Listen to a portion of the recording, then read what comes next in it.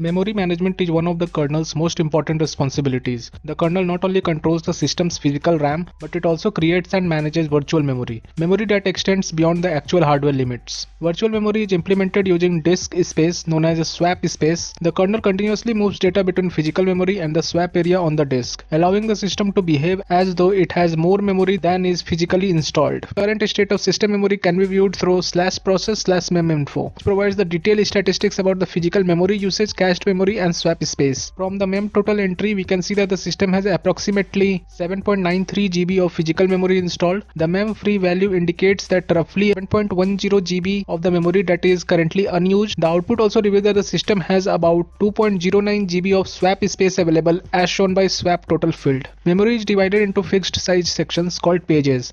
The kernel tracks whether each page resides in physical RAM or has been moved to swap space. Pages that have not been used for some time may be transferred to a disk even if free memory is still available. This process is known as swapping out. When an application needs data that has been swapped out, the kernel must free space in RAM by moving another page to disk and then loading the required page back into the memory. Because the disk access is slower than RAM, swapping can reduce system performance.